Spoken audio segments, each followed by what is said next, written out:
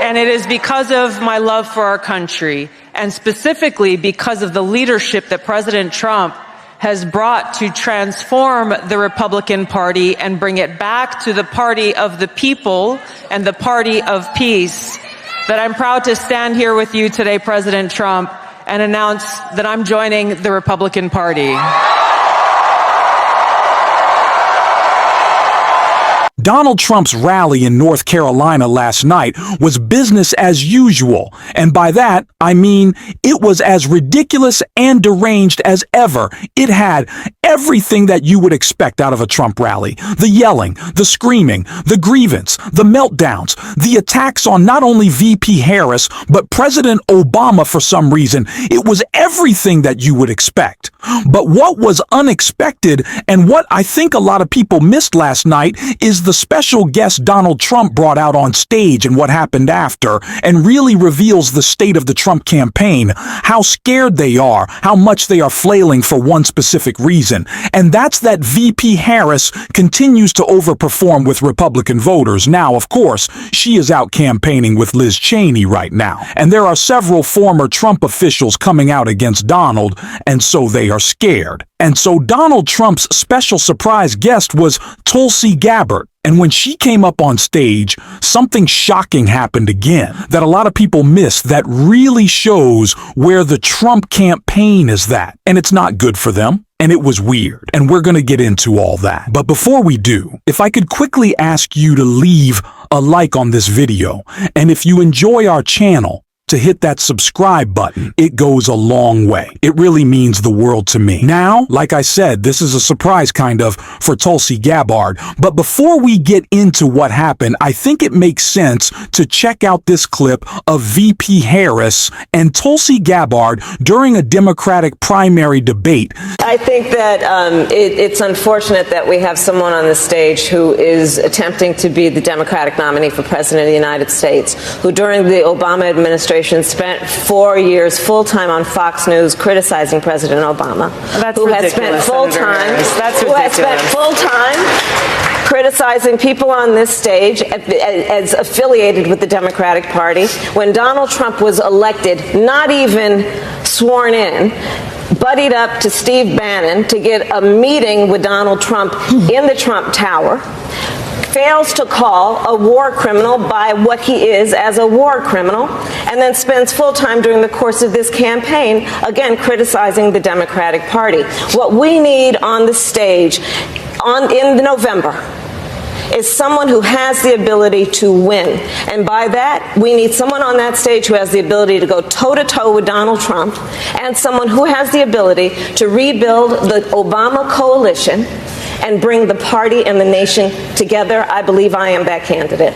So clearly there is a relationship between the two. There's not a happy relationship. And obviously, since that moment, since the 2019 debate, since the 2020 Democratic primary, we have seen a shift in Tulsi Gabbard, to say the least. I remember Hillary Clinton putting it, quite frankly, and saying that she thought Tulsi Gabbard was a Russian asset. And that appears more true every single day as Tulsi Gabbard aligns herself with Donald Trump and the rest of the Republican Party, calling herself a former Democrat. In the same way that RFK Jr. is a former Democrat. Sure, I don't really trust you on that title, and clearly that title isn't true because of the announcement she made at Donald Trump's rally, and we're going to get into a little bit more of it. And it is because of my love for our country, and specifically because of the leadership that President Trump has brought to transform the Republican Party and bring it back to the party of the people and the party of peace, that I'm proud to stand here with you today, President Trump, and announce that I'm joining the Republican Party.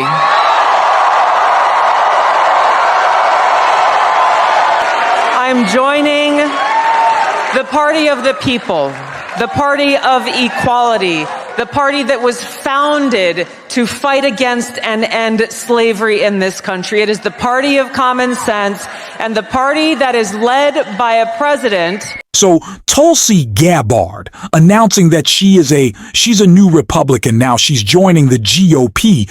But did anyone ever really think that you were a Democrat? You've been parading around with Republicans for years.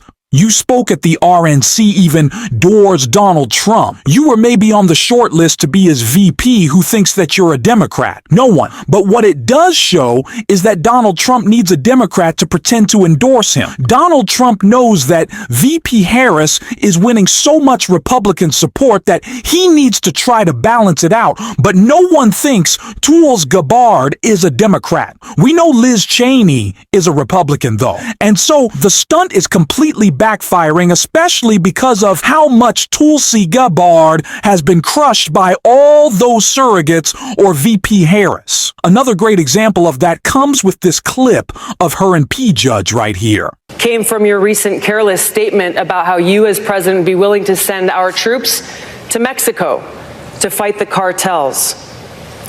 As commander-in-chief, leader of our armed forces, I bring extensive experience serving for 7 years in Congress, on the Foreign Affairs Committee, on the Armed Services Committee, on the Homeland Security Committee, meeting with leaders of countries around the world, working with military commanders of different commands, dealing with high-level national security briefings, understanding what's necessary, the preparation that I've gotten to walk in on day one to serve as Commander-in-Chief. Congresswoman, thank you. Mr. Mayor, I'll allow you to respond.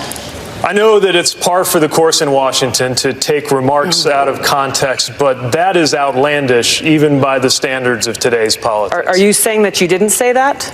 I was talking about U.S.-Mexico cooperation. We've been doing security cooperation with Mexico for years, with law enforcement cooperation and a military relationship that could continue to be developed with training relationships, for example. Do you seriously think anybody on this stage is proposing invading Mexico? That's not I'm what I talking said. about That's not building what I up. said. I'm That's talking not about what I building said. up alliances. And if your question is about experience, let's also talk about judgment. One of the foreign leaders you mentioned meeting was Bashar al-Assad. I have, in my experience, such as it is, whether you think it counts or not, since it wasn't accumulated in Washington, enough judgment that I would not have sat down with a murderous dictator like that. Just a perfect takedown by P. Buttigieg as always. But like I was saying before, this is just an effort to pretend that there is some big tent coalition behind Donald Trump when that is just not the case. There are no establishment Democrats coming out in favor of Donald Trump. Tulsi Gabbard is not a Democrat, but again, they're just trying to balance out the Liz Cheney, the John Kelly, the Mark Milley, the Nikki Haley voters, and they're trying to I guess, create some media narrative around that, but it's not going to work. But what will is Liz Cheney's call out of Trump right here. I will just end this by saying, and I also know, because I have spent time with Vice President Harris, because I have come to understand what she believes about how she will govern, that she will be a president for all Americans, that she's committed to listening and committed to having viewpoints, some of which, come from different ends of the political spectrum. And if you think about how you conduct, your life outside of politics, how we all conduct our everyday lives, those are the kinds of people that you trust. Those are the kinds of people you can work with. Like if you wouldn't hire somebody to babysit your kids, like you shouldn't make that guy the president of the United States. This is about putting country over party, something Liz Cheney understands, and something that Tulsi Gabbard doesn't because she's not in the Democratic Party. And what she clearly is trying to put over anything else is herself, much like J.D. Vance, much like Donald Trump. All she cares about is her personal ambition and what will serve her pursuit of power the most. That's what she's after. It's incredibly clear. But again, this is just a stunt to distract from the fact that VP Harris is winning more Republican support than even President Biden did. And that terrifies Donald Trump as he continues to get called out by not just VP Harris, but his own Republican officials, as VP Harris talked about right here. Including his intention to be a dictator on day one, his intention to weaponize the Department of Justice against his political enemies, and then you just look at what the people who know him best and worked with him in the Oval Office in the White House have said about him, which is he is unfit to serve and would be dangerous if he were president again. And he, even by the former chairman of the Joint Chiefs of Staff, has been called a fascist to his core, I am quoting. So what we are talking with folks about today is what I've been talking with folks about since I've been on the campaign trail these last 70-odd days. The people closest to Donald Trump know how dangerous he is. That should tell us everything we need to know. And it's not just what we need to know, it's what we need to continue to talk about. Because, again, those soft Republicans, those right-leaning independents are still such a big group of voters that we can possibly win. It's why VP Harris went on Fox. It's why she's out campaigning with Liz Cheney.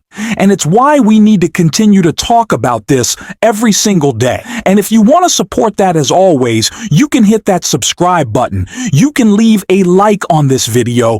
And if you're stuck around at the end, you can drop a blue heart in the comments. And until next time, I'll see you soon.